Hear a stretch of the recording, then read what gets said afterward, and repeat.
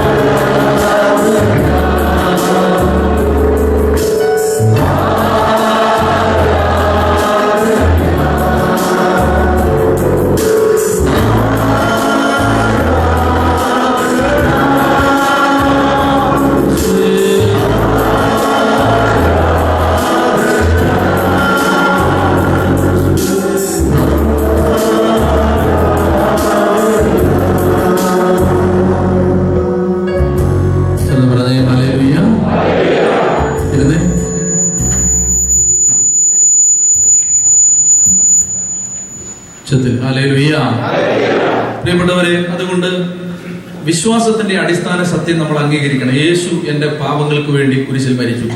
എല്ലാ പാപത്തെയും അവൻ കുരിശിൽ ഏറ്റെടുത്തു. നമ്മൾ ചെയ്യേണ്ടത്, നമ്മൾ ഈ കുരിശിൽ യേശു നേടിത്തന്ന രക്ഷ സ്വീകരിക്കണം.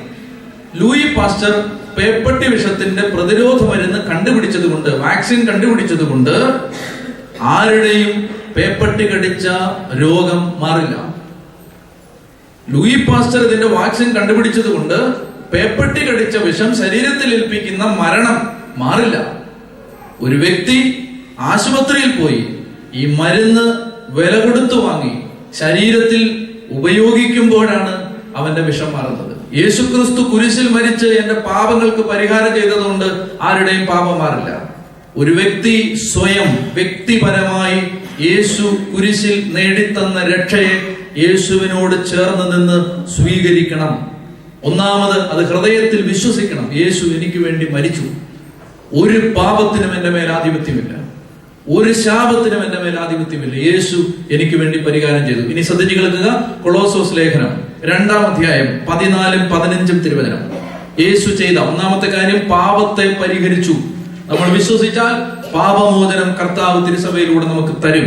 രണ്ടാമത്തേത് കൊളോസോസ് 2:14, നമുക്ക് ദോഷകരമായി നിന്ന ലിഖിത നിയമങ്ങളെ അവൻ മായ്ച്ചു കളയുകയും അവയെ കുരിശിൽ തറച്ച് നിഷ്കാസനം ചെയ്യുകയും ചെയ്തു. 15, ആധിപത്യങ്ങളെയും അധികാരങ്ങളെയും അവൻ നിരായുധമാക്കി. എന്നൊക്കെ പറഞ്ഞേ, ആധിപത്യങ്ങളെയും അധികാരങ്ങളെയും അവൻ നിരായുധമാക്കി.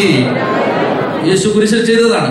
ആധിപത്യങ്ങളെയും അധികാരങ്ങളെയും നിരായുധമാക്കി എന്ന് പറഞ്ഞാൽ ആയുധം വെപ്പിച്ച് കീഴടക്കി എന്നാണ് അതിന്റെ അർത്ഥം. നിരായുധമാക്കി എന്ന് പറഞ്ഞാൽ ആധിപത്യങ്ങളെ, നമുക്ക് ഈ ഭൂതലത്തിന് മാനവരാശിക്ക് എതിരെ നിന്ന എല്ലാ തിന്മകളുടെ മേലും യേശു വിജയം വരിച്ചു. അവൻ കുരിശിൽ അവയുടെ മേൽ വിജയം ആഘോഷിച്ചുകൊണ്ട് അവയെ, ആരെയാണ്? നേരത്തെ പറഞ്ഞ പ്രഭുത്വങ്ങളെ, ആധിപത്യങ്ങളെ, അന്ധകാര ലോകത്തിന്റെ അധിപന്മാരെ അവൻ പരസ്യമായി അവഗണന പാത്രങ്ങളാക്കി. പ്രിയപ്പെട്ടവരെ, അതുകൊണ്ട് ഇപ്പോൾ പ്രപഞ്ചത്തിന്റെ മേലുള്ള അധികാരം പിശാചിനല്ല, യേശുവിനാണ്. ഹല്ലേലൂയ. ഇതാണ് കുരിശിൽ സംഭവിച്ചത്. ഇന്ന് സാത്താനല്ല പ്രപഞ്ചത്തെ ഭരിക്കുന്നത്, ദൈവമാണ്.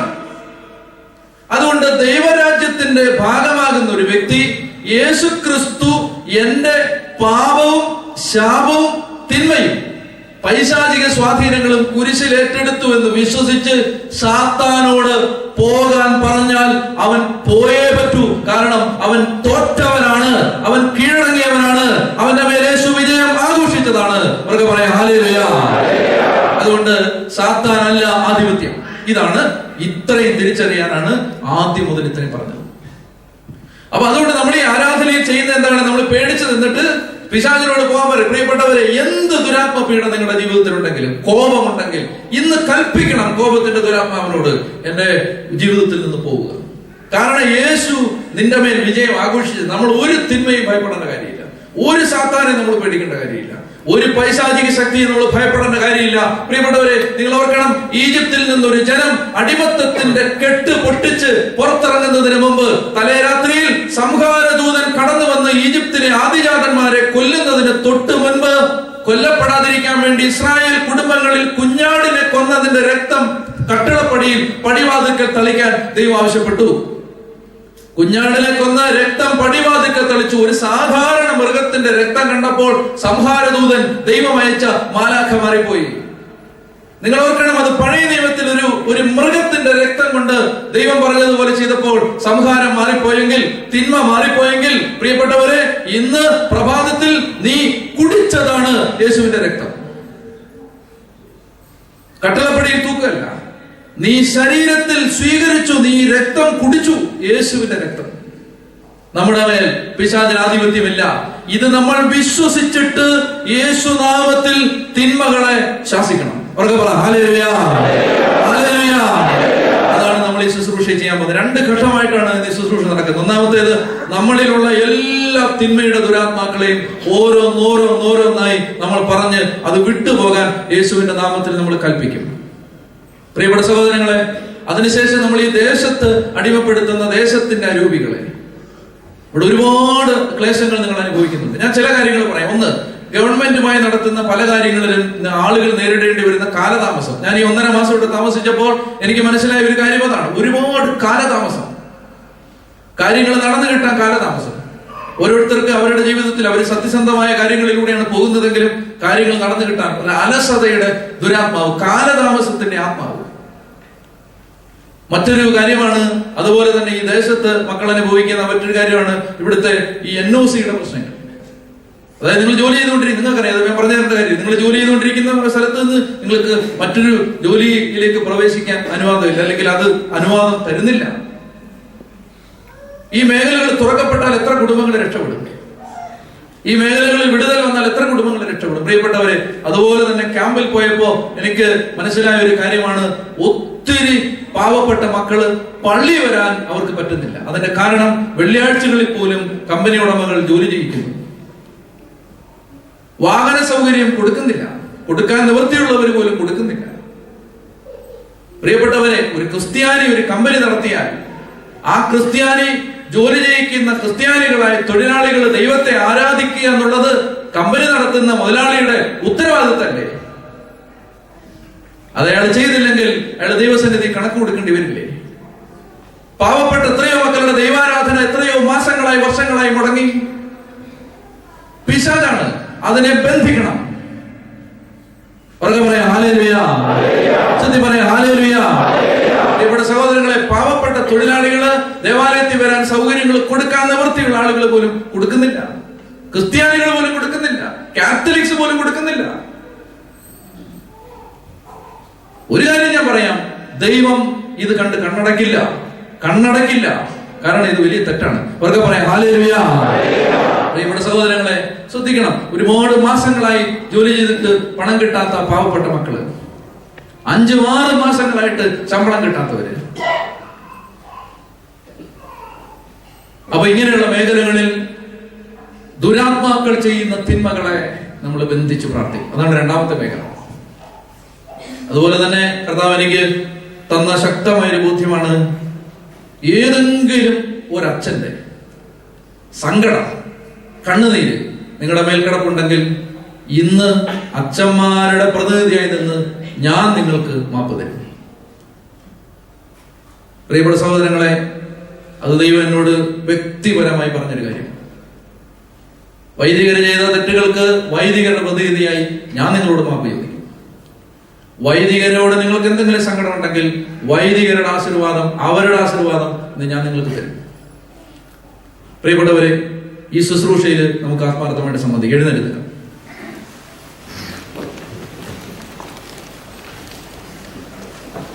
നമ്മൾ ഇനി ഈ ആരാധനയിലേക്ക് പ്രവേശിക്കുമ്പോൾ ഞാൻ പറയുന്ന കാര്യങ്ങൾ പ്രത്യേകം നിങ്ങൾ ശ്രദ്ധിക്കണം. നമ്മൾ വേറെ ആരെയും ശ്രദ്ധിക്കരുത്. ഒരു തിന്മയിൽ നിന്ന് മോചനം കിട്ടണമെങ്കിൽ നമ്മൾ എളിമപ്പെടണം. കാരണം നമ്മൾ ആ തിന്മയുണ്ട് നമ്മൾ അംഗീകരിക്കണം. ഒരു തിന്മയുടെ ആധിപത്യം നമ്മളിലുണ്ടെങ്കിൽ നമ്മൾ അത് അംഗീകരിക്കണം. ആ തിന്മ നമ്മളിലുണ്ടെന്ന് നമ്മൾ അംഗീകരിക്കണം. എന്നിട്ട് കർത്താവിന്റെ മുമ്പിൽ എളിമയോടെ സത്യസന്ധമായിട്ട് നിന്നിട്ട്, ദൈവമേ, ആ തിന്മ എന്നിലുണ്ട്, അതിന്ന് മാറണം. പ്രിയപ്പെട്ടവരെ, ഭാര്യയെ സ്നേഹിക്കാൻ പറ്റുന്നില്ലെങ്കിൽ, ഭർത്താവിനെ സ്നേഹിക്കാൻ പറ്റുന്നില്ലെങ്കിൽ, ഭാര്യയെക്കാളും ഭർത്താവിനേക്കാളും നിങ്ങൾ മറ്റൊരാൾക്ക് വില കൊടുക്കുന്നുണ്ടെങ്കിൽ നിങ്ങളിൽ ആധിപത്യം ഉറപ്പിച്ചിരിക്കുന്ന ആ തിന്മ വിട്ടുപോകാൻ പ്രാർത്ഥിക്കണം. മക്കളെ നിങ്ങൾ ഉത്തരവാദിത്തമായിട്ട് സ്നേഹിക്കാൻ പറ്റുന്നില്ലെങ്കിൽ, മക്കൾക്ക് നല്ല മാതൃക കൊടുക്കാൻ പറ്റുന്നില്ലെങ്കിൽ, ഏതെങ്കിലും ആധിപത്യങ്ങൾക്ക്, മദ്യപാനത്തിനോ ലഹരി വസ്തുക്കൾക്കോ ജഡികഭാവങ്ങൾക്കോ ഏതെങ്കിലും തരത്തിലുള്ള ദുശീലങ്ങൾക്കോ മുൻകോപത്തിനോ അസൂയക്കോ അഹങ്കാരത്തിനോ വെറുപ്പിനോ അടിമയാണെങ്കിൽ മക്കൾക്ക് നല്ല മാതൃക കൊടുക്കാൻ പറ്റില്ല. അത് വിട്ടുപോകാൻ നിങ്ങൾ പ്രാർത്ഥിക്കണം.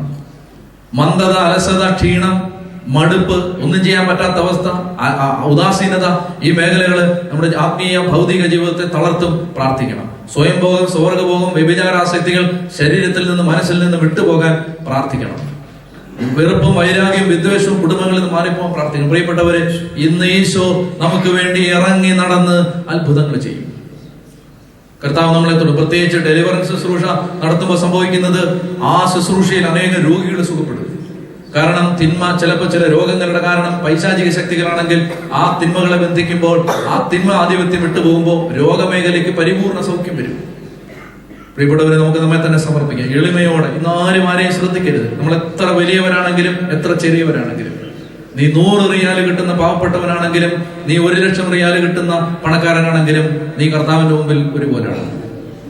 പ്രിയപ്പെട്ടവരെ, നമ്മൾ എല്ലാവരും, ചെറിയവരും വലിയവരും, ആരെയും ശ്രദ്ധിക്കണ്ട. കർത്താവിനെ നോക്കി നമ്മൾ ഈ ആരാധനയിലൂടെ പ്രവേശിക്കുമ്പോൾ ദൈവത്തിന്റെ അത്ഭുതകരമായ ഇടപെടൽ കാണാൻ ആഗ്രഹിക്കുക, വിശ്വസിക്കുക. യേശു എനിക്ക് വേണ്ടി അത്ഭുതം ചെയ്തു, കുരിശിൽ മരിച്ചു, എന്റെ പാപങ്ങൾ ഏറ്റെടുത്തു, ശാപങ്ങൾ ഏറ്റെടുത്തു. എന്നൊരു കാര്യം കൂടെ ഓർമ്മിപ്പിക്കുകയാണ്.